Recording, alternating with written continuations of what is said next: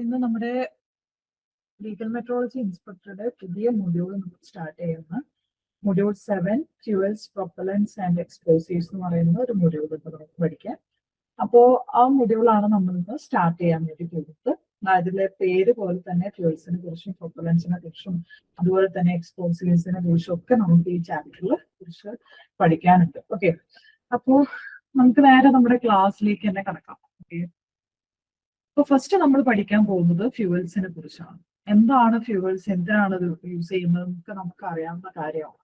അപ്പൊ എന്താണ് ഫ്യൂവൽ എന്ന് ചോദിച്ചാൽ നമുക്ക് പ്രത്യേകിച്ച് ഒരു എക്സ്പ്ലനേഷന്റെ ആവശ്യമില്ല, എന്നാലും പറയാം. എന്താണ് ഒരു ഓക്സിജന്റെ പ്രസൻസിൽ നമ്മൾ കമ്പസ്റ്റൻ നടത്തുമ്പോൾ ഫ്യൂവൽസ് ധാരാളം എനർജീസ് റിലീസ് ചെയ്യും. ഓക്കെ, പ്രൈമർലി എന്ത് ഫോമിലായിരിക്കും അവർ എനർജി റിലീസ് ചെയ്യുന്നത്? ഹീറ്റിന്റെ ഫോമിലായിരിക്കും എനർജി റിലീസ് ചെയ്യുന്നത്. ആ ഹീറ്റ് എനർജിയാണ് നമ്മൾ പിന്നീട് പല കാര്യങ്ങൾക്കും യൂസ് ചെയ്യുന്നത്. ഓക്കെ, അപ്പോൾ അങ്ങനെ അത്രയും ഒരു ഇമ്പോർട്ടന്റ് ആയിട്ടുള്ള ഒരു കാര്യം കൂടിയാണ് നമ്മുടെ ഫ്യൂവൽസ് എന്ന് പറയുന്നത്, അല്ലെ? നമ്മൾ ഒരുപാട് ഒട്ടുമിക്ക എല്ലാ ഏരിയാസിലും നമ്മൾ ഫ്യൂവൽസിന്റെ ഫ്യൂവൽസിന്റെ കമ്പസ്റ്റൻ നടത്തിയിട്ട് അതിൽ നിന്നും റിലീസ് ചെയ്യുന്ന എനർജി യൂസ് ചെയ്തുകൊണ്ടാണ് നമ്മൾ വർക്ക് ചെയ്യുന്നത്. ഓക്കെ, അപ്പോ അതിനൊരു എക്സാമ്പിൾ എന്ന് പറയുന്നത് എന്താണ്? ഫ്യൂവലും ഓക്സിജനും കൂടി ചേർന്നിട്ട് എനർജിയോടൊപ്പം തന്നെ എന്തും കൂടി ഉണ്ടാവുന്നുണ്ട്? കാർബൺ ഡൈ ഓക്സൈഡും അതുപോലെ തന്നെ വാട്ടറും കൂടി അവിടെ റിലീസ് ചെയ്യുന്നുണ്ട്.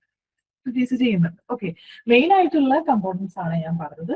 കാർബൺ ഡൈ ഓക്സൈഡും വാട്ടറും കൂടി നമ്മുടെ ഫ്യൂവൽസിന്റെ കമ്പസ്റ്റൻ നടക്കുമ്പോൾ റിലീസ് ചെയ്യുന്നത്. അത് കൂടാതെ തന്നെ ചിലപ്പോൾ ഫ്യൂവൽസിൽ സൾഫർ കണ്ടന്റ് അല്ലെങ്കിൽ നൈട്രജൻ കണ്ടന്റ് ഒക്കെ ഉണ്ടാവും. ഓക്കെ, അവരൊക്കെ ഓരോ ഫോംസിൽ റിലീസ് ചെയ്യാറുണ്ട്, പക്ഷെ അതൊക്കെ വളരെ കുറഞ്ഞ എമൗണ്ടിലായിരിക്കും. മെയിൻ ആയിട്ട് നമ്മൾ പറയുമ്പോൾ എന്തൊക്കെയാണ്?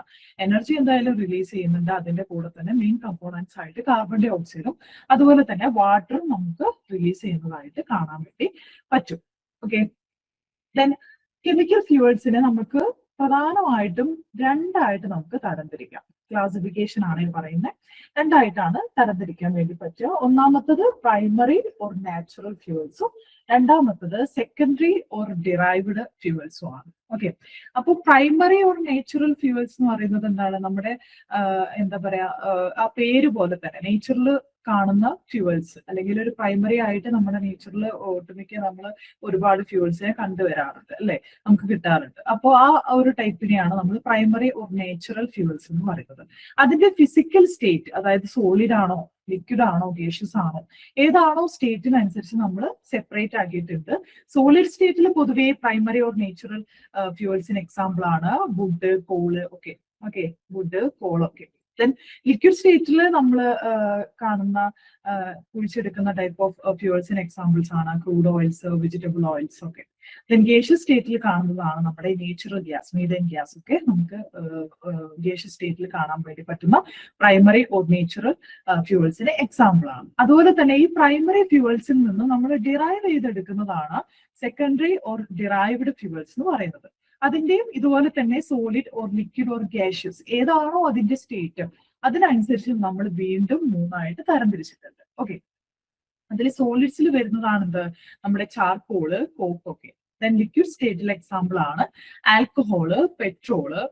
അവയൊക്കെ നമുക്ക് ലിക്വിഡ് സ്റ്റേറ്റിൽ കാണാൻ വേണ്ടി പറ്റുന്ന സെക്കൻഡറി ഓർ ഡിറൈവ്ഡ് ഫ്യൂവൽസിന് എക്സാമ്പിൾ ആണ്. ദെൻ ഗേഷ്യസ് ഫ്യൂവൽസ് വരുന്നു ഏത് കാറ്റഗറിയിൽ? സെക്കൻഡറി ഓർ ഡിറൈവ്ഡിൽ വരുന്ന ഗേഷ്യസ് ഫ്യൂവൽസിന് എക്സാമ്പിൾ ആണ് നമ്മുടെ LPG, ബയോഗ്യാസ് പോലെയുള്ള ഫ്യൂവൽസ്. ഓക്കെ, അപ്പൊ നിങ്ങളോട് ചോദിക്കാനുള്ള ചാൻസ് എങ്ങനെയാണെന്ന് ചോദിച്ചാൽ ഈ ക്ലാസിഫിക്കേഷന്റെ ബേസിസിൽ ചിലപ്പോൾ സോളിഡ് സ്റ്റേറ്റിൽ കാണപ്പെടുന്ന സെക്കൻഡറി ഓർ ഡിറൈവ്ഡ് ഫ്യൂവൽസിന് എക്സാമ്പിൾ ഏതാണെന്നുള്ളത് നിങ്ങൾക്ക് ചിലപ്പോൾ കുറച്ച് ഓപ്ഷൻസ് തന്നിട്ട് ചോദിക്കാം. ഓക്കെ, ആൽക്കഹോൾ തരാം, ചിലപ്പോൾ വുഡ്, കോള്, ചാർക്കോള്, അങ്ങനെ ഒരുപാട് എക്സാമ്പിൾസ് ചിലപ്പോൾ നിങ്ങൾക്ക് തരാം. അപ്പൊ അതിൽ സെക്കൻഡറി ഓർ ഡിറൈവ്ഡ് സ്റ്റേറ്റിൽ വരുന്ന ഫ്യൂവൽസ് ആണ്. പക്ഷെ ഏത് സ്റ്റേറ്റിലാണ്? സോളിഡ് സ്റ്റേറ്റിലാണെന്നും കൂടി പ്രത്യേകം മെൻഷൻ ചെയ്തിട്ടുണ്ടെങ്കിൽ ആ തന്നിരിക്കുന്ന ഓപ്ഷനിൽ നിന്ന് നിങ്ങൾക്ക് കറക്റ്റ് ആയിട്ടുള്ള ആൻസർ ചൂസ് ചെയ്യാൻ വേണ്ടി പറ്റണം. അപ്പൊ അതിനെന്താ പോംവഴി എന്ന് ചോദിച്ചാൽ നമ്മൾ എക്സാമ്പിൾസ് നന്നായിട്ട് പഠിക്കുക എന്നുള്ളതാണ്. അപ്പോൾ മെയിൻ ആയിട്ട് രണ്ടായിട്ടാണ് തരംതിരിച്ചിരിക്കുന്നതെന്ന് പഠിക്കാം.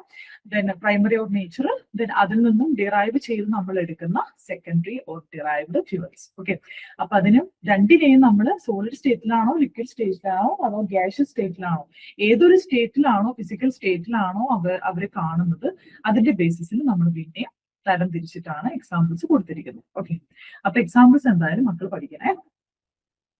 ദെൻ അടുത്തേക്ക് പോവുകയാണെങ്കിൽ എന്തൊക്കെയാണ് നമ്മളൊരു ഗുഡ് ഫ്യൂവൽസിന്റെ ക്യാരക്ടറിസ്റ്റിക്സ് എന്നാണ് നമുക്ക് പഠിക്കാനുള്ളത്. ഒരു ഗുഡ് ഫ്യൂവൽ ഏതൊക്കെ ടൈപ്പ് ഓഫ് എന്തൊക്കെ ക്യാരക്ടറിസ്റ്റിക്സ് അവർ ഒബേ ചെയ്യണം എന്നുള്ളത്. ഓക്കെ, അതിൽ ഫസ്റ്റ് വൺ ആണ് എന്താണ്, calorific value should be as high as possible. അതായത് എന്താണ് കലോറിഫിക് വാല്യൂ എന്ന് ചോദിച്ചാൽ എന്താ പറയാ, നമ്മൾ എടുക്കുന്ന ഫ്യൂവൽ ഉണ്ടല്ലോ, ആ ഫ്യൂവല് ബേൺ ചെയ്തിട്ട് അതായത് കംപ്ലീറ്റ്ലി ബേൺ ചെയ്തിട്ട് കഴിഞ്ഞാൽ അവർ റിലീസ് ചെയ്യുന്ന ടോട്ടൽ എമൗണ്ട് ഓഫ് എനർജി ഉണ്ടല്ലോ, അതിനെയാണ് നമ്മൾ കലോറിഫിക് വാല്യൂ എന്ന് പറയുന്നത്. ഓക്കെ, അപ്പൊ ആ കലോറിഫിക് വാല്യൂ എന്തായിരിക്കണം, മാക്സിമം ആയിരിക്കണം, ഹൈ ആയിരിക്കണം. ഹൈ കലോറിഫിക് വാല്യൂ ഉള്ള ഒരു ഫ്യൂവൽ ആണെങ്കിൽ അതൊരു ഗുഡ് ഫ്യൂവൽ ആണെന്ന് നമുക്ക് പറയാൻ വേണ്ടി പറ്റും.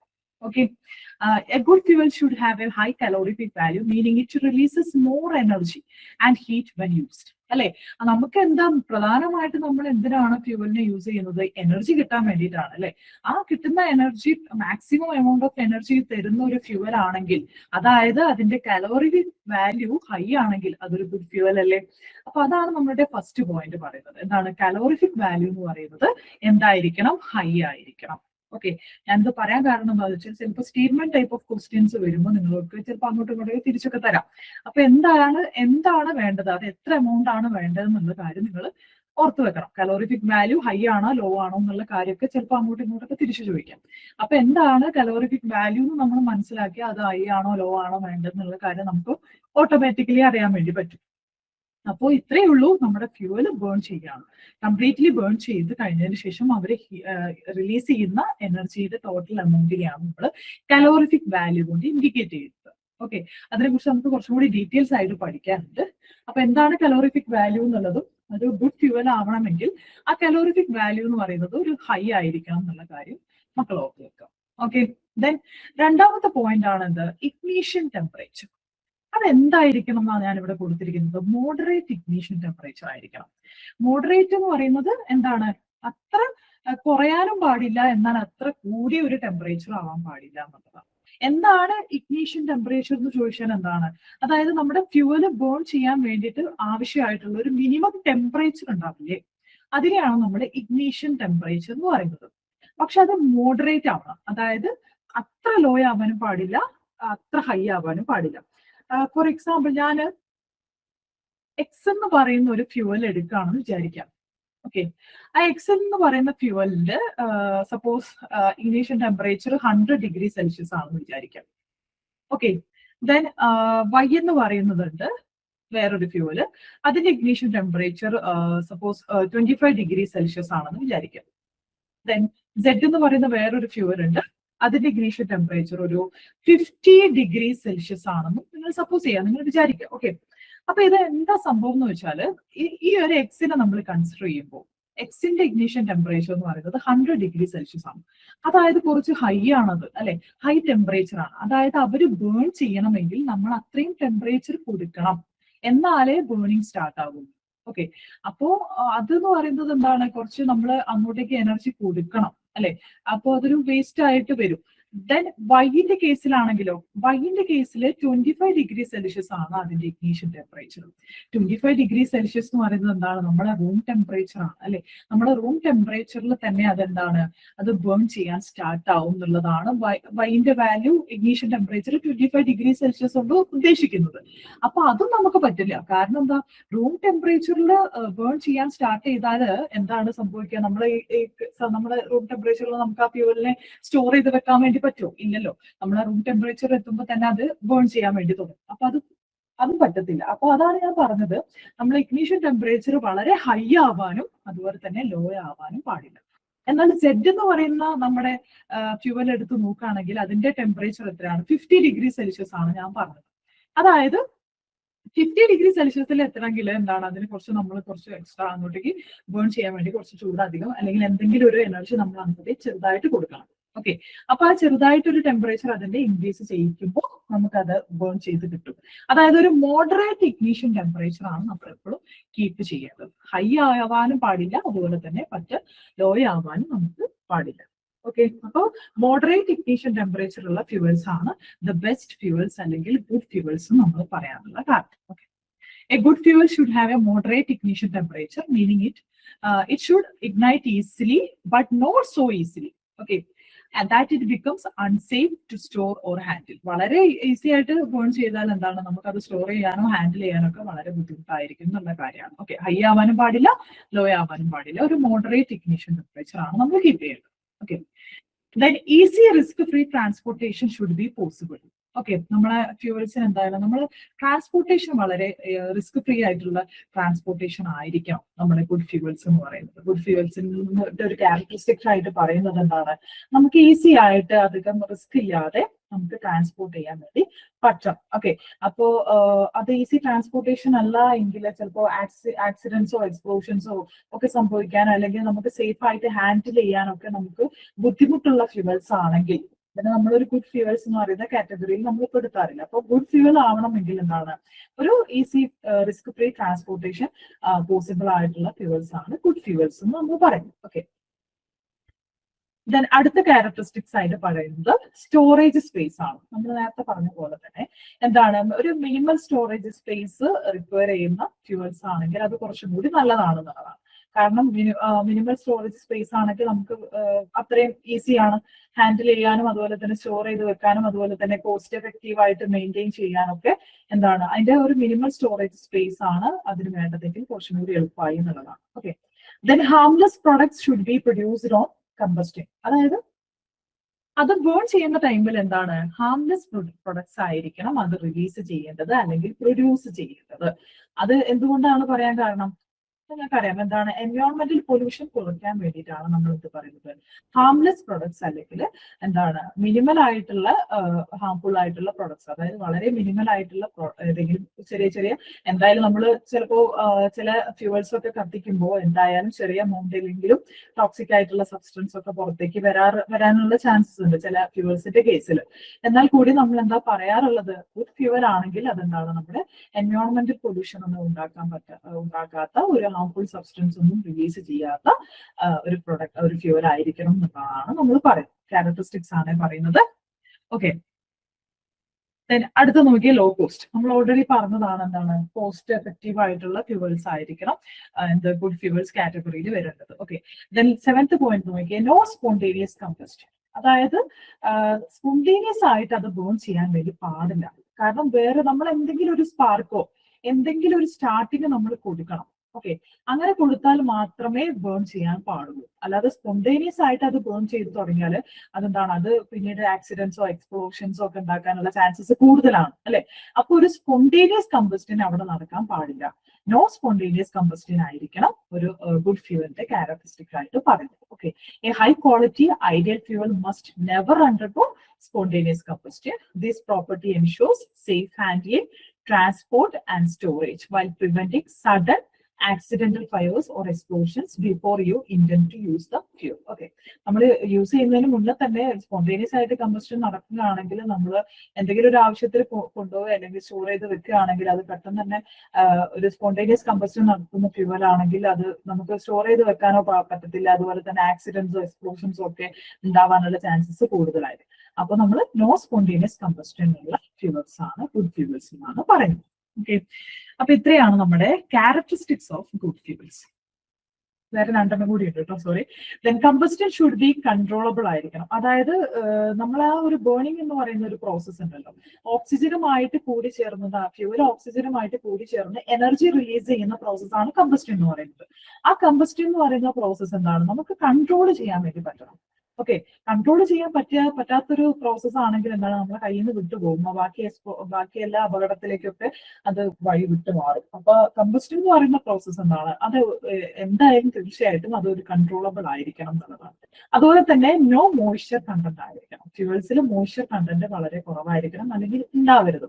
കാരണം എന്താ, മോയ്സ്ചർ ഉണ്ടെങ്കിൽ അതെന്താണ്, അതിന്റെ കലോറിഫിക് വാല്യൂ എന്താണ്, അത് റെഡ്യൂസ് ചെയ്യാണ് ചെയ്യുന്നത്. അതായത് നമ്മൾ ഒരു ഫ്യൂവൽസിൽ മോയ്സ്ചർ കണ്ടന്റ് ഉണ്ടെങ്കിൽ നമ്മൾ ഓക്സിജനായിട്ട് ബേൺ ചെയ്യിപ്പിക്കുമ്പോൾ അല്ലെങ്കിൽ ഹീറ്റ് കൊടുത്ത് ബേൺ ചെയ്യിപ്പിക്കുമ്പോൾ ആദ്യത്തെ ഹീറ്റ് എന്തിനു വേണ്ടിയിട്ടാണ് യൂസ് ചെയ്യുക, അതിന്റെ വാട്ടർ അല്ലെങ്കിൽ മോയ്സ്ചർ കണ്ടന്റ് ഇവാപറേറ്റ് പോവാൻ വേണ്ടിയിട്ടാണ് നമ്മൾ അതിനെ യൂസ് ചെയ്യുക. അപ്പൊ അത് കാരണം എന്താണ്, നമ്മുടെ calorific value, net total amount of energy അതിൽ നിന്ന് റെഡ്യൂസ് ആയില്ലേ അല്ലെ? കാരണം അന്നും ഫോം ചെയ്യുന്ന എനർജിയിൽ ഫസ്റ്റ് കുറച്ച് എനർജി എന്തിനു വേണ്ടി യൂസ് ചെയ്യുന്നു? അതിലുള്ള മോയ്സ്ചർ കണ്ടന്റിനെ ഇവാപറേറ്റ് ചെയ്യിപ്പിക്കാൻ വേണ്ടി നമ്മൾ യൂസ് ചെയ്യുന്നു. അപ്പൊ അതിന്റെ കലോറിഫിക് വാല്യൂ എന്താണ്? അത് റെഡ്യൂസ് ചെയ്യാണ് ചെയ്യുന്നത്. ഓക്കെ, അപ്പോൾ നോ മോയ്സ്ചർ കണ്ടന്റ് ഉള്ള ഫ്യൂവൽസ് ആയിരിക്കണം നമ്മൾ ഗുഡ് ഫ്യൂവൽസ് കാറ്റഗറിയിൽ പെടുത്തേണ്ടത്. ഓക്കെ, ഇത്രയാണ് നമ്മുടെ ക്യാരക്ടറിസ്റ്റിക്സ് ഓഫ് ഗുഡ് ഫ്യൂവൽസ്.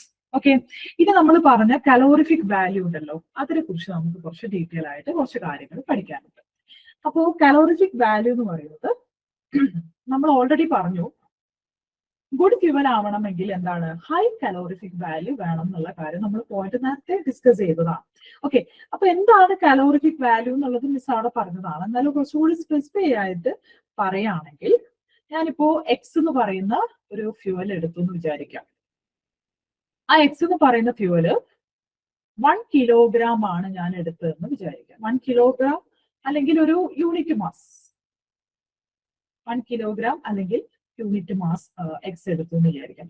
അല്ലെങ്കിൽ ഈ എക്സ് എന്ന് പറയുന്നത് പെട്രോളോ അല്ലെങ്കിൽ ഒരു ലിക്വിഡ് ആയിട്ടുള്ള ഒരു ഫ്യൂവൽ ആണെങ്കിൽ അതൊരു 1 ലിറ്റർ ആണ് ഞാൻ എടുക്കുക. 1 കിലോഗ്രാമിന് പകരം 1 ലിറ്റർ അല്ലെങ്കിൽ യൂണിറ്റ് വോളിയം. ഓക്കെ, ലിക്വിഡ് ആയിട്ടുള്ള ഫ്യൂവൽസ് ആണെങ്കിൽ യൂണിറ്റ് വോളിയം, അല്ലെങ്കിൽ സോളിഡ് ആയിട്ടുള്ള ഫ്യൂവൽസ് ആണെങ്കിൽ എന്താണ് 1 കിലോഗ്രാം അല്ലെങ്കിൽ യൂണിറ്റ് മാസ് ആയിട്ടുള്ള ഫ്യൂവൽ ആണ് ഞാൻ എടുത്തതെങ്കിൽ അതിന് ഞാൻ കമ്പസ്റ്റൻ നടത്തുകയാണ്. അതായത് എക്സസ് ആയിട്ടുള്ള ഓക്സിജന്റെ പ്രസൻസിൽ ഞാൻ കമ്പസ്റ്റൻ നടത്തുകയാണ് എങ്കിൽ അത് റിലീസ് ചെയ്യുന്ന എനർജി എന്തായാലും റിലീസ് ചെയ്യുമല്ലോ.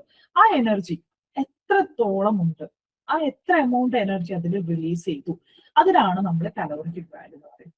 അതായത് നമ്മൾ എടുക്കുന്ന ഫ്യൂവല് അത് ഒരു യൂണിറ്റ് മാസോ അല്ലെങ്കിൽ യൂണിറ്റ് വോളിയോ ഉള്ള എമൗണ്ട് ഉള്ള നമ്മളെ ഫ്യൂവലാണ് നമ്മൾ എടുക്കുന്നത്. അതിനെ കംപ്ലീറ്റ്ലി ബേൺ ചെയ്യിക്കണം in the presence of excess of air. Okay, അങ്ങനെ ബേൺ ചെയ്ത് കഴിയുമ്പോൾ നമുക്ക് എന്തായാലും എനർജി റിലീസ് ചെയ്യും അല്ലെങ്കിൽ ഹീറ്റ് റിലീസ് ചെയ്യും.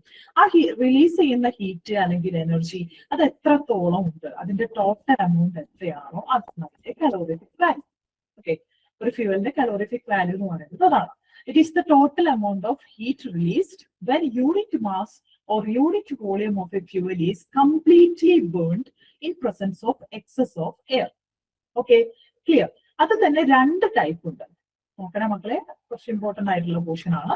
2 ടൈപ്സ് ഉണ്ട്. ഏതൊക്കെയാണ്? ഗ്രോസ് കലോറിഫിക് വാല്യൂ അഥവാ GCV എന്ന് നമ്മൾ ഡിനോട്ട് ചെയ്യാറുണ്ട്. അതിനെ തന്നെയാണ് നമ്മൾ ഹൈ കലോറിഫിക് വാല്യൂ അഥവാ HCV എന്നും പറയുന്നത്. ഓക്കെ, 2 ടൈപ്സ് ഓഫ് കലോറിഫിക് വാല്യൂവിനെ പറ്റിയാണ് നമ്മൾ ഡിസ്കസ് ചെയ്യുന്നത്. അതിൽ ഫസ്റ്റ് വൺ ആണ് ഗ്രോസ് കലോറിഫിക് വാല്യൂ അഥവാ GCV. അതിനെ തന്നെയാണ് ഹൈ കലോറിഫിക് വാല്യൂ അഥവാ HCV എന്ന് നമ്മൾ പറയുന്നത്. ഓക്കെ, രണ്ടാമത്തെ കാറ്റഗറി ആണ് നെറ്റ് കലോറിഫിക് വാല്യൂ അഥവാ NCV. അതിനെ തന്നെയാണ് ലോ കലോറിഫിക് വാല്യൂ അഥവാ LCV എന്ന് നമ്മൾ ഡിനോട്ട് ചെയ്യുന്നത്. ഓക്കെ, അപ്പൊ 2 ടൈപ്സ് ഓഫ് കലോറിഫിക് വാല്യൂ ഉണ്ട്. HCV അല്ലെങ്കിൽ GCV എന്ന് പറഞ്ഞാൽ രണ്ടും സെയിം ആണ്. രണ്ടും നിങ്ങൾക്ക് ചിലപ്പോൾ ക്വസ്റ്റ്യനിൽ ചോദിക്കാം. അപ്പൊ GCV തന്നെയാണ് HCV, അതുപോലെ തന്നെ NCV തന്നെയാണ് നമ്മുടെ LCV എന്നുള്ള കാര്യം നിങ്ങൾ ഓർത്ത് വെച്ചേക്കുക. രണ്ടിന്റെ പേര് ഓർക്കണേ. അപ്പൊ അതാണ് നമ്മുടെ 2 ടൈപ്സ് ഓഫ് കലോറിഫിക് വാല്യൂ. അതിൽ ഫസ്റ്റ് കലോറിഫിക് വാല്യൂവിനെ കുറിച്ച് നമുക്ക് ഡിസ്കസ് ചെയ്യാം. അതായത് ഗ്രോസ് കലോറിഫിക് വാല്യൂ അല്ലെങ്കിൽ higher calorific value. Okay, GCV അല്ലെങ്കിൽ HCV എന്ന് പറയുന്നത് എന്താണെന്ന് നമുക്ക് നോക്കാം. അതായത് മിസ് ഒരു 1 ലിറ്റർ പെട്രോൾ എടുത്തെന്ന് വിചാരിക്കാം. ഞാനൊരു 1 ലിറ്റർ പെട്രോൾ എടുത്തു. ഓക്കെ, അതിന് ഞാൻ കമ്പസ്റ്റൻ ചെയ്യുകയാണ്, ബേൺ ചെയ്യുകയാണ് എക്സസ് ഓഫ് ഓക്സിജന്റെ പ്രസൻസിൽ. ഓക്കെ, അപ്പൊ എന്തായാലും എന്തൊക്കെ റിലീസ് ചെയ്യും? നമ്മുടെ ഹീറ്റ് അല്ലെങ്കിൽ എനർജി റിലീസ് ചെയ്യും അല്ലെ? അതുപോലെ തന്നെ നമ്മൾ തുടക്കത്തിൽ പറഞ്ഞിരുന്നു അത് എന്തൊക്കെ ബൈ പ്രോഡക്ട്സ് ഉണ്ടായിരിക്കുന്നു. കാർബൺ ഡൈ ഓക്സൈഡ് അതുപോലെ തന്നെ വാട്ടർ ഒക്കെ ഉണ്ടായിരിക്കുന്നു നമ്മൾ തുടക്കത്തിൽ പറഞ്ഞിരുന്നു. ഓക്കെ, കാർബൺ കണ്ടെയ്നിങ് അല്ലെങ്കിൽ ഹൈഡ്രജൻ കണ്ടെയ്നിങ് ഫ്യൂൾസ് ഒക്കെ ആണെങ്കിൽ എന്തായാലും കാർബൺ ഡൈ ഓക്സൈഡും അതുപോലെ തന്നെ വാട്ടറും ഒക്കെ റിലീസ് ചെയ്യും നമ്മൾ ആ ഫ്യൂവലിനെ ബേൺ ചെയ്യുമ്പോൾ. ഓക്കെ, അപ്പൊ ഇത്രയും എന്തോ ബൈ പ്രോഡക്ട്സ് ആയിക്കോട്ടെ, ആ ബൈ പ്രോഡക്ട്സ് ഒക്കെ അതിൽ റിലീസ് ചെയ്യും. ഓക്കെ, ദെൻ ഇങ്ങനത്തെ ഒരു കേസിലാണെങ്കിൽ ഇതിന്റെ GCV എങ്ങനെ കാണാന്ന് വെച്ചാൽ ഇതിന്റെ ഗ്രോസ് കലോറിഫിക് വാല്യൂ നമുക്ക് കാണാം. അതിനെന്താ നമ്മൾ ചെയ്യാന്ന് വെച്ചാല്, സപ്പോസ് ഇങ്ങനെ ഞാൻ എക്സസ് ആയിട്ട് ഉള്ള എയറിൽ പെട്രോളിനെ ബേൺ ചെയ്യിച്ചപ്പോൾ എനിക്ക് കിട്ടിയ എനർജി ഒരു 500 ജൂൾ ആണെന്ന് വിചാരിക്കാം. സപ്പോസ് ആണേ നിങ്ങൾ ഊഹിക്കാം 500 ജൂൾ ആണെന്ന് വിചാരിക്കാം. ദെൻ കാർബൺ ഡൈ ഓക്സൈഡിന്റെ എന്താ പറയാ നമ്മള് ഈ റിലീസ് ചെയ്യുന്ന കാർബൺ ഡൈ ഓക്സൈഡ് അഥവാ വാട്ടർ എന്ന് പറയുന്നത് അത്രയും ടെമ്പറേച്ചർ കൂടി നിൽക്കുന്ന ടൈം ആയിരിക്കും കേട്ടോ. അതായത് നമ്മൾ റിലീസ് ചെയ്യുന്ന ഹീറ്റ് എനർജി ഉണ്ടല്ലോ, അതിന്റെ കൂടെ തന്നെ വരുന്ന ബൈ പ്രൊഡക്ട്സ് ആണ് ഈ കാർബൺ ഡൈ ഓക്സൈഡും വാട്ടർ എന്ന് പറയുന്നത്. അപ്പൊ അതിന്റെ ടെമ്പറേച്ചർ ഒക്കെ വളരെ ഹൈ ആയിരിക്കും. ഓക്കെ, അപ്പൊ ഈ നമ്മൾ എന്ത് ചെയ്യുന്നു വെച്ചാൽ ഈ കാർബൺ ഡൈ ഓക്സൈഡിന്റെയും വാട്ടറിന്റെ ഒക്കെ ടെമ്പറേച്ചർ നമ്മൾ ഹൈ ആണെന്നാണല്ലോ പറഞ്ഞത്. അപ്പൊ ഇവര് നമ്മൾ എന്ത് ചെയ്യുന്നു പറയോ, നമ്മൾ കൂൾ ചെയ്യും. കൂൾ ചെയ്തിട്ട് റൂം ടെമ്പറേച്ചറിലേക്ക് നമ്മൾ കൺവേർട്ട് ചെയ്യും. ഓക്കെ, സപ്പോസ് ഒരു 100 ഡിഗ്രി സെൽഷ്യസിലാണ് ഇവര് ഈ കാർബൺ ഡൈ ഓക്സൈഡും H2O ഒക്കെ നിൽക്കുന്നതെങ്കിൽ നമ്മൾ എന്ത് ചെയ്യും, അതിനെ കൂൾ ചെയ്യും. എന്നിട്ട് കൂൾ ചെയ്തിട്ട് അതിനെ റൂം ടെമ്പറേച്ചറിലേക്ക് കൊണ്ടുവരും. 25 ഡിഗ്രി സെൽഷ്യസിലേക്ക് നമ്മൾ കൊണ്ടുവരുമ്പോൾ എന്തായാലും ഹീറ്റ് റിലീസ് ചെയ്യല്ലോ. കാരണം അത്രയും ടെമ്പറേച്ചറിൽ നിൽക്കുന്ന സബ്സ്റ്റൻസ് ആണ് കാർബൺ ഡൈ ഓക്സൈഡോ വാട്ടറോ ആയിക്കോട്ടെ. അത്രയും ഹൈ ടെമ്പറേച്ചറിൽ നിൽക്കുന്ന സാധനത്തിനെ നമ്മൾ കൂൾ ചെയ്തെടുക്കുമ്പോൾ എന്തായാലും അതിൽ നിന്ന് എന്ത് റിലീസ് ചെയ്യും, നമ്മുടെ ഹീറ്റ് റിലീസ് ചെയ്യല്ലോ, ഉറപ്പാണ്. അപ്പൊ നമ്മളെ കാർബൺ ഡൈ ഓക്സൈഡിനെ നമ്മൾ കൂൾ ചെയ്തപ്പോൾ സപ്പോസ് 50 ജൂൾ ആണ് എനിക്ക് റിലീസ് ചെയ്ത എനർജി എന്ന് വിചാരിക്കാം. ഓക്കെ, എക്സോതെർമിക് ആണ്. ദെൻ അതുപോലെ തന്നെ വാട്ടറിന് നമ്മൾ ഹൈ ടെമ്പറേച്ചർ അല്ലെങ്കിൽ 100 ഡിഗ്രി സെൽഷ്യസ് അല്ലെ, സ്റ്റീം എന്ന് പറയുന്ന ഒരു അവസ്ഥയിലാണ് നിൽക്കുന്നത്. ഗേഷ്യസ് വാട്ടർ വേപ്പർ ആയിട്ടാണ് നിൽക്കുന്നത് അല്ലെ. അതിൽ നിന്ന് നമ്മൾ അതിനെ കൂൾ ചെയ്ത് കൊണ്ടുവരികയാണ്, റൂം ടെമ്പറേച്ചറിലേക്ക് കൂൾ ചെയ്ത് കൊണ്ടുവരികയാണ് അല്ലെ. അപ്പൊ എന്തായാലും അവിടെ ഒരു ഹീറ്റ് റിലീസ് ഉണ്ടായിരിക്കും. സപ്പോസ് വാട്ടറിനെ നമ്മൾ കൂൾ ചെയ്ത് കൊണ്ടുവന്നപ്പോഴുള്ള ഹീറ്റ് റിലീസ് ചെയ്തത് ഒരു 60 ജൂൾ ആണെന്ന് വിചാരിക്കാം. ഓക്കെ, അങ്ങനെയാണെങ്കിൽ നമ്മുടെ ഗ്രോസ് കലോറിഫിക് വാല്യൂ എങ്ങനെയാണ് കാണാന്ന് അറിയോ, ഇതിന്റെയൊക്കെ സം എടുത്താൽ മതി. അതായത് 500 പ്ലസ് 50 പ്ലസ് 60. ഓക്കെ, ടോട്ടൽ എത്ര വരും, ഒരു 610 വരും അല്ലെ. 610 ജൂള് വരും. ഇതാണ് ഇതിന്റെ എന്ത് ഗ്രോസ് കലോറിഫിക് വാല്യൂ എന്ന് പറയുന്നത്. ഓക്കെ, അതായത് നമ്മുടെ നമ്മള് ഒരു യൂണിറ്റ് ക്വാണ്ടിറ്റി ഓഫ് ഫ്യൂവൽ നമ്മൾ കംപ്ലീറ്റ്ലി ബേൺ ചെയ്യിക്കുകയാണ്. ഓക്കെ, അതിന്റെ കൂടെ നമ്മൾ ഹീറ്റ് എനർജി ഓൾറെഡി റിലീസ് ചെയ്യും. അതിന്റെ കൂടെ തന്നെ റിലീസ് ചെയ്യുന്ന ബൈ പ്രൊഡക്ട്സ് ഉണ്ടല്ലോ, അതിലേക്ക് നമ്മൾ കൂൾ ഡൗൺ ചെയ്തെടുക്കും, റൂം ടെമ്പറേച്ചറിലേക്ക് കൂൾ ഡൗൺ ചെയ്തെടുക്കും. ആ കൂൾ ഡൗൺ ചെയ്യുന്ന ടൈമിൽ അത് എന്തായാലും എനർജി റിലീസ് ചെയ്യും in the form of heat. ആ ഹീറ്റ് എനർജിയും കൂടി നമ്മൾ ആഡ് ചെയ്യും. ഓക്കെ, നമുക്ക് കിട്ടുന്ന ആ ഒരു ഹീറ്റ് എനർജി കൂടി നമ്മൾ ആഡ് ചെയ്തതിന് ശേഷം സം ചെയ്യുന്ന ആ ഒരു വാല്യൂ, അതാണ് അതിന്റെ ഗ്രോസ് കലോറിഫിക് വാല്യൂ എന്ന് പറയുന്നത് ആ ഫ്യൂവലിന്റെ. Okay, so it is the total amount of energy released when a unit quantity of fuel is completely burned in oxygen or air and the product of combustion are cooled down to room temperature. Okay, നമ്മൾ നമ്മുടെ heat energy കൂടാതെ നമുക്ക് കിട്ടിയ by products ഉണ്ടല്ലോ, അതിനെ cool ചെയ്തെടുക്കുമ്പോൾ നമുക്ക് release ചെയ്യുന്ന ആ ഹീറ്റും കൂടി നമ്മൾ കൂട്ടിയിട്ടാണ് അതിന്റെ ടോട്ടൽ അഥവാ ഗ്രോസ് കലോറിഫിക് വാല്യൂ കണ്ടെത്തുന്നത്. Okay, usually steam is produced. This on cooling to water, heat is liberated and this is also taken. അതായത് എന്താ സംഭവം എന്ന് വെച്ചാല് ഇതില് ചെറിയൊരു ക്ലാരിഫിക്കേഷന്റെ കൂടി കാര്യമുണ്ട്. അതെന്താന്ന് വെച്ചാല് നമ്മള് ജസ്റ്റ് നമ്മുടെ ഈ പറഞ്ഞല്ലേ കാർബൺ ഡൈ ഓക്സൈഡിന്റെ കാര്യം അതുപോലെ തന്നെ വാട്ടറിന്റെ കാര്യം നമ്മൾ പറഞ്ഞല്ലോ. അപ്പോ അതില് കാർബൺ ഡൈ ഓക്സൈഡിന്റെ റിലീസ് ചെയ്യുന്ന ഹീറ്റ് എനർജി നമ്മൾ എടുക്കും. അതിന്റെ കൂടെ തന്നെ ഈ വാട്ടറിന്റെ എനർജി എന്ന് പറയുന്നത് മക്കളെ ശ്രദ്ധിക്കണേ, നമ്മൾ എടുക്കുന്ന വാട്ടർ ഉണ്ടല്ലോ അല്ലെങ്കിൽ ഹൈഡ്രജൻ കണ്ടെയ്ൻ ചെയ്യുന്ന നമ്മൾ എടുക്കുന്ന ഫ്യൂവലില് ഹൈഡ്രജൻ ഉണ്ടെന്ന് വിചാരിക്കുക. ആ ഹൈഡ്രജൻ എന്ന് പറയുന്ന കമ്പോണന്റ് നമ്മൾ എടുക്കുന്ന ഫ്യൂവലിൽ ഉണ്ടെങ്കിൽ അത് ഓക്സിജൻ ആയിട്ട് കൂടി ചേർന്ന് എന്തായാലും അവിടെ വാട്ടർ എന്ന് പറയുന്ന മോളിക്യൂൾ ഉണ്ടായിരിക്കും. ഓക്കെ, നമ്മൾ ഓൾറെഡി പറഞ്ഞു എന്താണ്, ഹൈ ടെമ്പറേച്ചർ സ്റ്റേറ്റിലായിരിക്കും വാട്ടർ അവിടെ എക്സിസ്റ്റ് ചെയ്യും. അതായത് 100 ഡിഗ്രി സെൽഷ്യസ്, അതായത് ഗേഷ്യസ് സ്റ്റേറ്റിലാണ് അവിടെ വാട്ടർ, വേപ്പർ സ്റ്റേറ്റിലാണ് അവിടെ കാണുന്നത് അല്ലെ. ആ വേപ്പർ സ്റ്റേറ്റിൽ നിന്നും അല്ലെങ്കിൽ ആ റൂം ടെമ്പറേച്ചറിലേക്ക് നമ്മൾ അതിനെ കൂൾ ചെയ്തെടുക്കുമ്പോൾ അവിടെ എനർജി റിലീസ് ചെയ്യുന്നുണ്ട് എന്നുള്ള കാര്യം മിസ് ഓൾറെഡി പറഞ്ഞു. ഓക്കെ, അത് കൂടാതെ തന്നെ അവിടെ ഒരു ഫേസ് ചേഞ്ച് കൂടി വരുന്നുണ്ട്. അതായത് വേപ്പർ സ്റ്റേറ്റിലുള്ള വാട്ടർ ആണ് റൂം ടെമ്പറേച്ചറിലേക്ക് കൊണ്ടുവരുമ്പോൾ അത് ലിക്വിഡ് സ്റ്റേറ്റിലേക്ക് മാറും. ഓക്കെ, അതായത് വേപ്പർ സ്റ്റേറ്റിൽ നിന്നും ലിക്വിഡ് സ്റ്റേറ്റിലേക്ക് മാറുമ്പോൾ ഉണ്ടാകുന്ന ഒരു എനർജി ചേഞ്ച് കൂടിയിട്ട് അതിനെയാണ് നമ്മൾ ലേറ്റന്റ് ഹീറ്റ് എന്ന് പറയുന്നത്. ഒരു ഫേസ് ചേഞ്ച് അവിടെ നടക്കുമ്പോൾ ഉണ്ടാകുന്ന റിലീസ് ചെയ്യുന്ന എനർജിനെയാണ് നമ്മൾ ലേറ്റന്റ് ഹീറ്റ് എന്ന് പറയുന്നത്. Latent heat. Okay, latent heat എന്ന് പറയുന്നത്. ഓക്കെ, ആ ലേറ്റന്റ് ഹീറ്റും കൂടി അവിടെ ഒരു എക്സ്ട്രാ ഒരു എനർജി അവിടെ റിലീസ് ചെയ്യുന്നുണ്ട് എന്നുള്ളത് അർത്ഥം. ഓക്കെ, മീനിങ് ചെയ്യുന്നത് അത്രേ ഉള്ളൂ. ഒരു എക്സ്ട്രാ എനർജിയും കൂടി അവിടെ റിലീസ് ചെയ്യുന്നുണ്ട്. കാരണം എന്താണ്, അവിടെ കൂൾ ഡൗൺ ചെയ്യുന്ന പ്രോസസ്സിൽ എനർജി റിലീസ് ചെയ്യുന്നതിന് കൂടെ തന്നെ ഒരു ഫേസ് ചേഞ്ചും കൂടി വരുന്നുണ്ട്. പക്ഷെ കാർബൺ ഡൈ ഓക്സൈഡിന്റെ കേസിൽ ഫേസ് ചേഞ്ച് വരുന്നുണ്ടോ? ഇല്ല. അത് 100°C ആയിക്കോട്ടെ അല്ലെങ്കിൽ 25°C ആയിക്കോട്ടെ, അതെന്താണ്, ഗേഷ്യസ് സ്റ്റേറ്റ് തന്നെയാണ്. ഓക്കെ, പക്ഷെ നമ്മൾ എടുക്കുന്ന വാട്ടറിന്റെ കേസ് അതല്ല. 100°C അത് ഗേഷ്യസ് സ്റ്റേറ്റിലാണെങ്കിൽ അത് 25°C ഏത് സ്റ്റേറ്റിലാണ്? ലിക്വിഡ് സ്റ്റേറ്റിലാണ്. അപ്പൊ ഒരു ഫേസ് ചേഞ്ച് അവിടെ നടക്കുന്നതിനോടൊപ്പം തന്നെ അവിടെ ഒരു എക്സ്ട്രാ ഹീറ്റ് അവിടെ റിലീസ് ചെയ്യുന്നുണ്ട്. അതിനെയാണ് നമ്മൾ ലേറ്റന്റ് ഹീറ്റ് എന്ന് പറയുന്നത്. ജസ്റ്റ് നിങ്ങൾ ആ ഒരു പോയിന്റ് ഇവിടെ ഓർത്ത് വെക്കുക. ഇതെപ്പോഴാണ് അപ്ലൈ ചെയ്യേണ്ടതെന്ന് ചോദിച്ചാൽ നമുക്കിതിന്റെ ഇക്വേഷൻ പഠിക്കാം.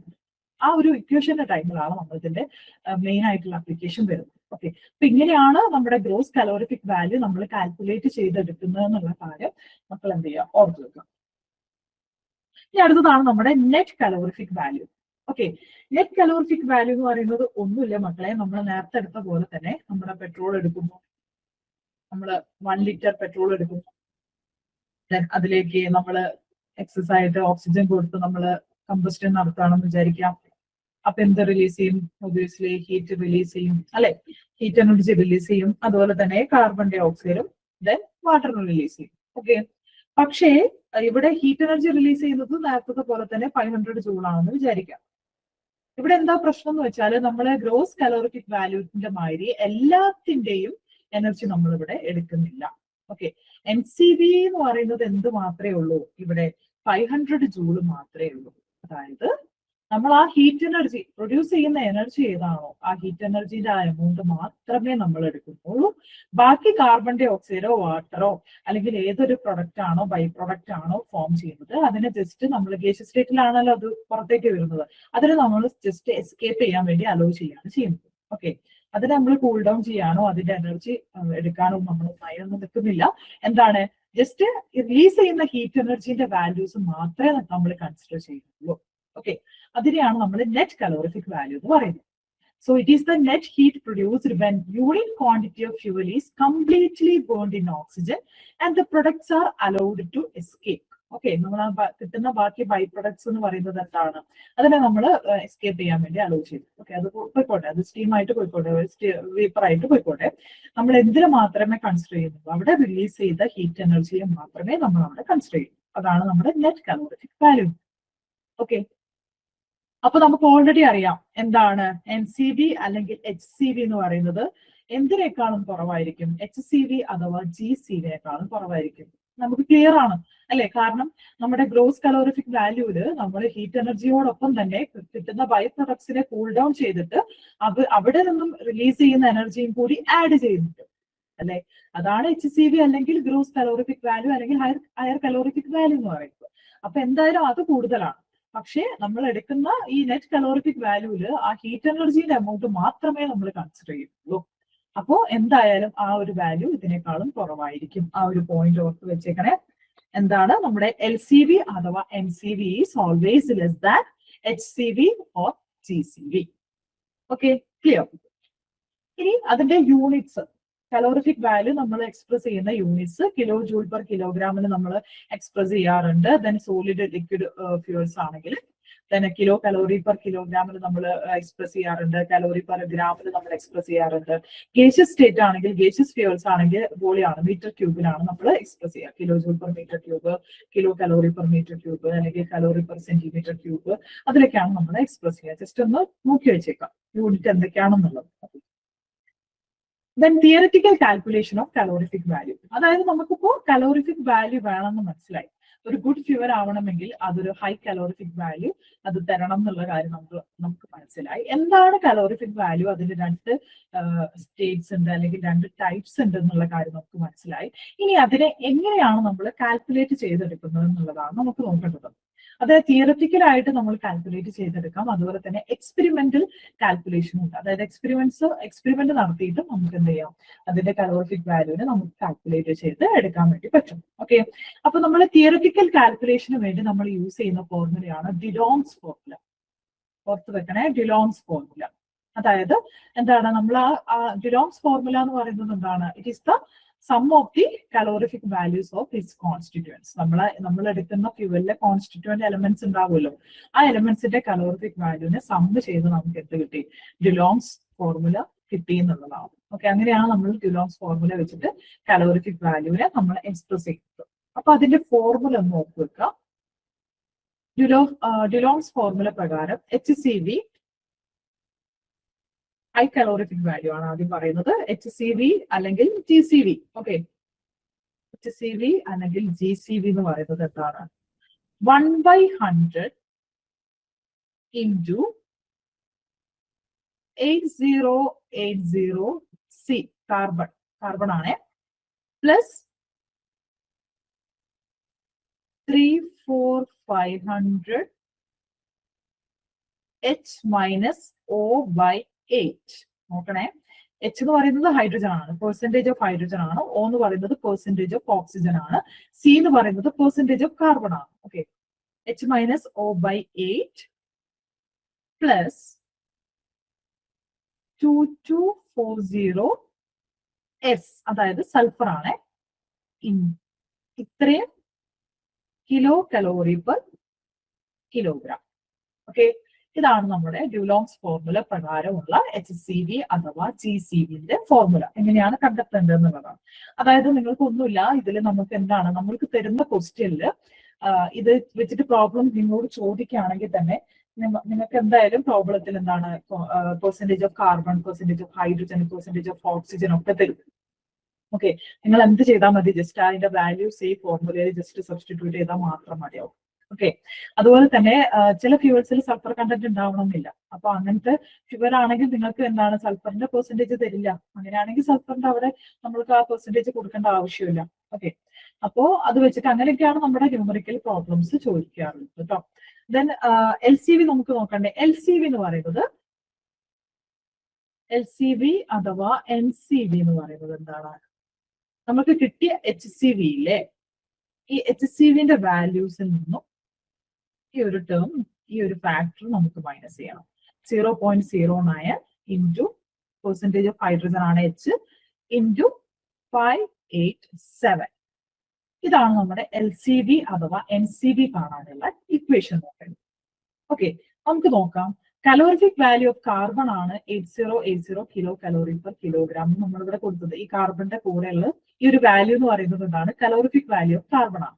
ഓക്കെ, അതായത് ടോട്ടൽ കലോറിഫിക് വാല്യൂ അല്ലെങ്കിൽ HCV കാണണമെങ്കിൽ നമുക്ക് ആ കലോറിഫിക് വാല്യൂ ഓഫ് കാർബണും അത് എത്ര പെർസെന്റേജ് നമ്മുടെ ഫ്യൂവലിൽ ഉണ്ട് അത് രണ്ടും കൂടി ഇൻറ്റു ചെയ്യണമല്ലോ.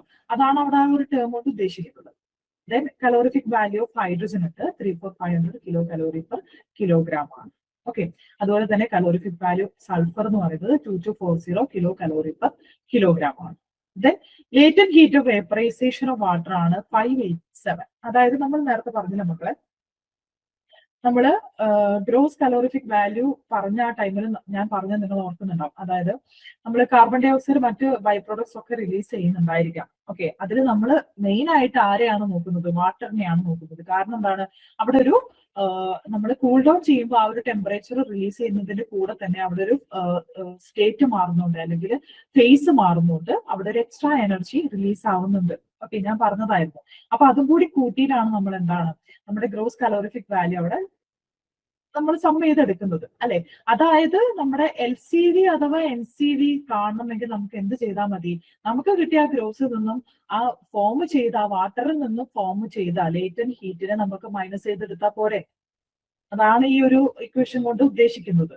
LCV ഓർ NCV കാണണമെങ്കിൽ HCVയിൽ നിന്ന് നമുക്ക് ആ ഒരു ലേറ്റന്റ് ഹീറ്റ് എത്രയാണോ ഫോം ചെയ്തത് അവിടെ ഈ 0.09 ഹൈഡ്രജൻ എന്നൊക്കെ പറയുന്നത് ജസ്റ്റ് ഒരു, അതിനൊക്കെ ഓരോ ഇംപ്ലിക്കേഷൻസ് ഉണ്ട് കേട്ടോ. അതൊന്നും നിങ്ങൾക്ക് ഡീറ്റെയിൽ ആയിട്ട് പഠിക്കാനില്ല. ജസ്റ്റ് ഈ ഒരു ക്വസ്റ്റ്യൻ നമുക്ക് വരുന്ന ഈ സിലബസിൽ ഈ ഒരു ഫോർമുല വെച്ചിട്ട് ന്യൂമറിക്കലൊക്കെ ചോദിച്ചു അതന്നെ നമുക്ക് ഉറപ്പില്ല. പക്ഷെ എങ്ങാനും ചോദിച്ചാൽ നിങ്ങൾക്ക് എഴുതാൻ വേണ്ടിയിട്ടാണ്, നിങ്ങൾക്ക് പ്രോബ്ലം ചെയ്തെടുക്കാൻ വേണ്ടിയിട്ടാണ് മിസ് ഈ കാര്യങ്ങളൊക്കെ ഇവിടെ പറയുന്നത്. ഓക്കെ, അപ്പോ അതിന്റെ കൂടുതൽ ഡീപ്പായിട്ടൊന്നും നമുക്ക് അതിൽ പഠിക്കാനുണ്ടാവില്ല. കാരണം ഇതൊക്കെ ഒരു എഞ്ചിനീയറിംഗ് കെമിസ്ട്രിയിൽ വരുന്ന സംഭവങ്ങളാണ് ഈ കാര്യങ്ങളൊക്കെ എന്ന് പറയുന്നത്. ഓക്കെ, അപ്പൊ അതുപോലെ തന്നെ നമ്മുടെ ഈ ഒരു ടേം ഉണ്ടല്ലോ H-O/8 എന്ന് പറയുന്ന ഈ ഒരു ടേം ഉണ്ടല്ലോ, ഇതിനൊക്കെ ഓരോ ഇംപ്ലിക്കേഷൻസ് ഉണ്ട്. അതായത് നമ്മൾ എടുക്കുന്ന നമ്മളെ ഫ്യൂവലിലുള്ള ഹൈഡ്രജൻ ഉണ്ടല്ലോ മക്കളെ, ആ ഹൈഡ്രജൻ ആണല്ലോ വാട്ടർ ആയിട്ട് മാറുന്നത്. ഓക്കെ, അപ്പൊ ഈ H-O/8 എന്ന് പറയുന്ന ടേം അവിടെ എന്തുകൊണ്ട് വന്നു എന്ന് ചോദിച്ചാല് നമ്മളെ ഫ്യൂവലിലുള്ള ഹൈഡ്രജൻ എന്തായിട്ട് മാറും? ഓക്സിജൻ ആയിട്ട് കൂടി ചേർന്ന് H2O ആയിട്ട് മാറും അല്ലെ. ഈ H2O എന്ന് പറയുന്ന ഈ റേഷ്യോ എങ്ങനെയാ കിടക്കുന്നത്? അതായത് രണ്ട് ഹൈഡ്രജനും എന്താണ്, രണ്ട് ഹൈഡ്രജൻ അല്ലെ, രണ്ട് ഹൈഡ്രജൻ അല്ല, 2 ഗ്രാം ഹൈഡ്രജൻ. ഹൈഡ്രജന്റെ വെയിറ്റ് എന്ന് പറയുന്നത് എന്താണ്? 1 ഗ്രാം ആണ്. അതുപോലെ തന്നെ ഓക്സിജന്റെ എത്രയാണ്? 16 ഗ്രാം ആണ്. നമുക്കറിയാം. അപ്പോ എത്ര 2 ഗ്രാം ഹൈഡ്രജന് 16 ഗ്രാം ഓക്സിജൻ എന്നുള്ള റേഷ്യോയിലല്ലേ H2O ഫോം ചെയ്യുന്നത്. ഈ 2:16 നമ്മൾക്ക് സിംപ്ലിഫൈ ചെയ്താൽ 1:8 എന്ന് കിട്ടും അല്ലെ. അതായത് എന്താണ്, നമ്മുടെ മറ്റേ 8 ഫ്രാക്ഷൻ ഓഫ് ഓക്സിജന് അല്ലെങ്കിൽ 8 ഓക്സിജന് 1 ഹൈഡ്രജൻ എന്നുള്ള നിലയ്ക്കാണ്, അല്ലെങ്കിൽ 8 ഗ്രാം ഓക്സിജന് 1 ഹൈഡ്രജൻ എന്നുള്ള നിലയ്ക്കാണ് അവിടെ ഫോം ചെയ്തുകൊണ്ടിരിക്കുന്നത്. ഓക്കെ, അപ്പൊ ഈ ഒരു ടേം H-O/8 എന്ന് പറയുന്ന ഒരു ടേം നമ്മൾ ഇവിടെ ഇൻട്രൊഡ്യൂസ് ചെയ്യാൻ കാരണം എന്താന്ന് വെച്ചാല് ഹൈഡ്രജൻ വാട്ടർ ആയിട്ട് മാറുന്നുണ്ട് അല്ലെ. ആ വാട്ടർ ആയിട്ട് മാറുന്നതിന്റെ കൂടെ തന്നെ നമുക്ക് വാട്ടർ ആയിട്ട് കംപ്ലീറ്റ് ഹൈഡ്രജനും വാട്ടർ ആയിട്ട് മാറില്ല. ഓക്കെ, വാട്ടർ ആയിട്ട് മാറാത്ത കുറച്ച് ഹൈഡ്രജനും കൂടി ഉണ്ടായിരിക്കും. അപ്പൊ ആ ഒരു ടേം, ഒരു എഫക്റ്റീവ് ടേം കാണാൻ വേണ്ടിയിട്ട് നമ്മൾ എന്ത് ചെയ്യും? ആ O/8 എന്ന് പറയുന്ന ആ ഫ്രാക്ഷൻ നമ്മൾ ജസ്റ്റ് ഒന്ന് എന്ത് ചെയ്യും? മൈനസ് ചെയ്യും. അതിന് വേണ്ടിയിട്ടാണ് ആ ഒരു H-O/8 എന്ന് പറയുന്ന ഒരു ടേം അവിടെ വന്നത്. ഓക്കെ, കാര്യങ്ങളൊക്കെ കൂടുതൽ ആലോചിച്ച് നിങ്ങൾ കോംപ്ലിക്കേറ്റഡ് ആവണ്ട. എന്താണ് നമ്മുടെ ഡ്യൂലോങ്സ് ഫോർമുല എന്ന് നിങ്ങൾക്ക് മനസ്സിലായല്ലോ. എന്താണ് ഡ്യൂലോങ്സ് ഫോർമുല? ഡ്യൂലോങ്സ് ഫോർമുല വെച്ചിട്ട് HCV അഥവാ GCV കാണുന്ന ഇക്വേഷൻ നിങ്ങൾ പഠിക്കാം. ഓക്കെ, അതിൽ കാർബൺ എന്താണ്? ആ ഒരു വാല്യൂ 8080 എന്ന് പറയുന്നത് കലോറിഫിക് വാല്യൂ ഓഫ് കാർബൺ ആണെന്നുള്ളത് ഓർത്ത് വെക്കുക. അതുപോലെ തന്നെ ഹൈഡ്രജന്റെ കലോറിഫിക് വാല്യൂ എന്താണ്? സൾഫറിന്റെ കലോറിഫിക് വാല്യൂ എന്താണ്? അതുപോലെ തന്നെ latent heat of vaporisation of water എന്ന് പറയുന്നത് എത്രയാണ് വാല്യൂ? അത് ആ കാര്യങ്ങളൊക്കെ ഓർത്ത് വെക്കുക. അതുപോലെ തന്നെ നമുക്കൊരു ഫ്യൂവൽ തന്നാൽ അതിന്റെ പെർസെന്റേജ് തരികയാണ്. അതായത് കാർബൺ, ആ ഫ്യൂവൽ കണ്ടെയ്ൻ ചെയ്യുന്ന കാർബൺ അല്ലെങ്കിൽ ഹൈഡ്രജൻ അല്ലെങ്കിൽ ഓക്സിജൻ അല്ലെങ്കിൽ സൾഫർ മേ ബി ഉണ്ടായിരിക്കും, ഇല്ലാത്ത ഫ്യൂവൽസും ഉണ്ട്. അപ്പൊ നിങ്ങൾക്ക് തരുന്ന വാല്യൂസിനനുസരിച്ച് ജസ്റ്റ് സബ്സ്റ്റിറ്റ്യൂട്ട് ചെയ്ത് ചെയ്താൽ മാത്രം മതി.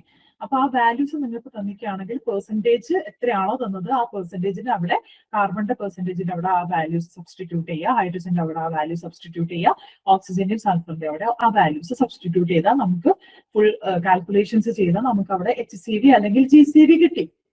അതിൽ നിന്നും എന്തിനെ നമ്മൾക്ക് ചെയ്താൽ മതി? 0.09 ഇൻറ്റു H നമുക്ക് ഓൾറെഡി തന്നിരിക്കും നമ്മളെ പെർസെന്റേജ് ഓഫ് ഹൈഡ്രജൻ ഇൻറ്റു 587 എന്ന് പറയുന്ന ആ വാല്യൂവിനെ നമുക്ക് മൈനസ് ചെയ്താൽ എന്ത് കിട്ടി? LCV അല്ലെങ്കിൽ NCV എന്ന് പറയുന്ന വാല്യൂ, കലോറിഫിക് വാല്യൂ നമുക്ക് കിട്ടി. ഓക്കെ, ഇത്രയും കാര്യം നിങ്ങൾ അവിടെ ഓർത്ത് വെച്ചാൽ മതി. അപ്പൊ അത്രയേ ഉള്ളൂ മക്കളെ. എല്ലാവരും നന്നായിട്ട് പഠിക്കാം. Okay, all the best. Thank you.